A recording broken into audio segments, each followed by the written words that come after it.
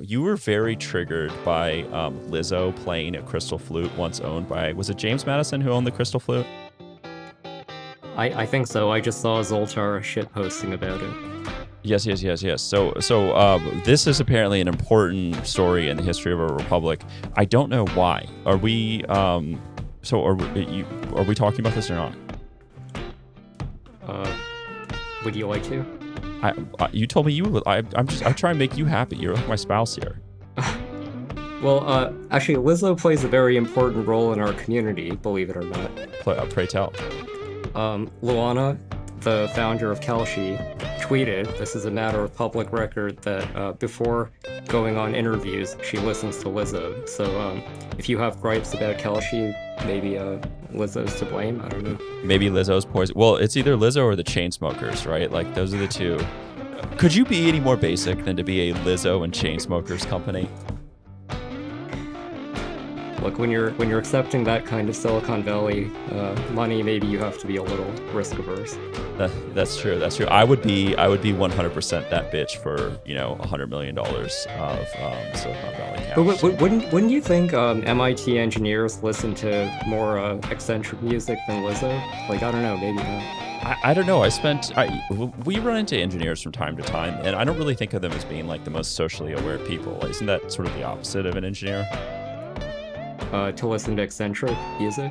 Or you think your review is like, because they're not socially all there, they overcompensate with really basic music?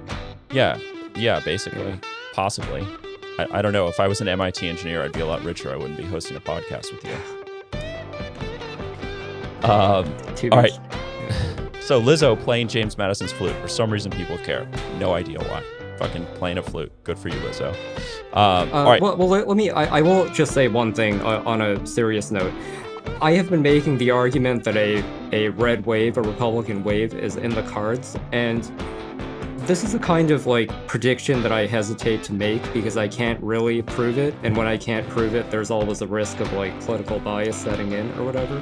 But I think that what we've seen really in our politics since certainly since the rise of Trump, right? But arguably even before, there's this whole like basket or category of issues that are not directly related to what's happening on Capitol Hill or what's happening in the formal machinery of government, yes, that people are just really pissed off about, and in particular, people who are center-right. And, anecdotally, I talk to a lot of Republicans and conservatives just by virtue of the work I do and all that. And, when I talk to them, it's not like they're really exercised about like the CHIPS bill in front of Congress or something like that.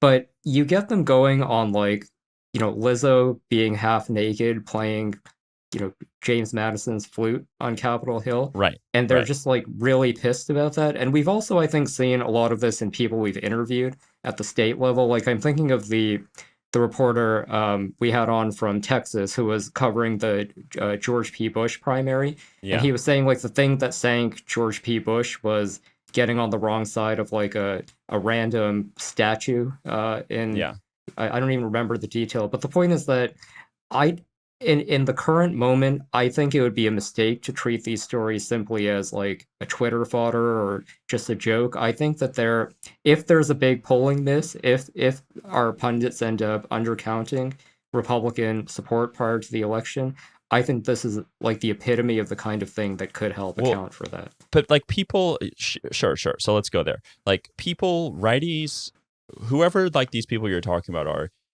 I will tell you why they don't like Lizzo.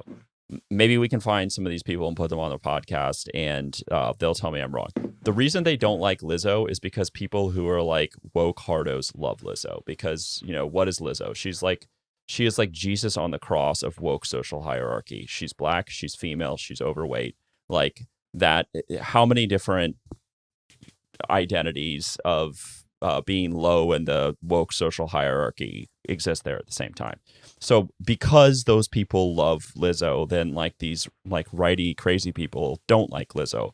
But like Lizzo makes good music. I don't understand, like I feel caught in the middle here. Pratik is where I am. Well, but so I would say that I think that analysis misses a little bit what's going on, right? So Lizzo isn't Colin Kaepernick. right? Like the Right. reason why people on the right were enraged with Kaepernick is because of his politicized, whatever.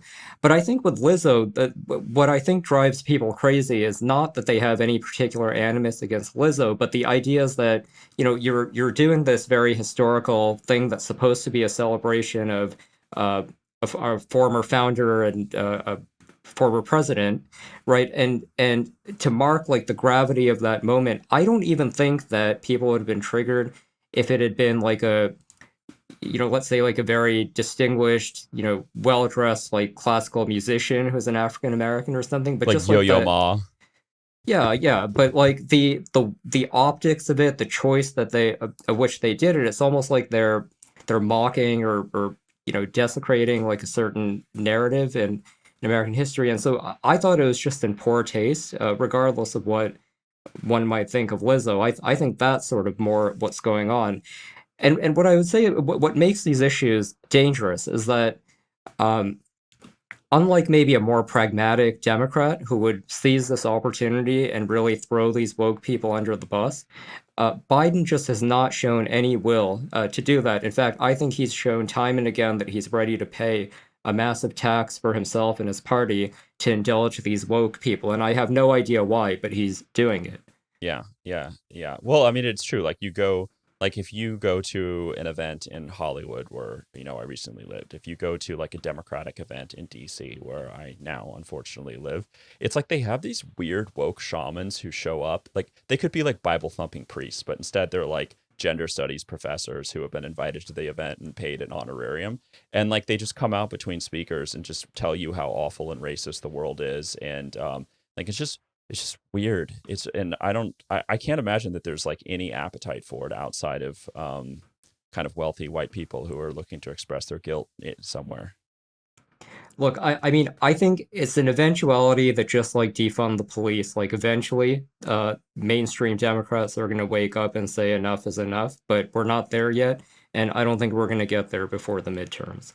Okay, okay, all right. So Lizzo, Crystal Flute, massive issue facing the Republic. Okay.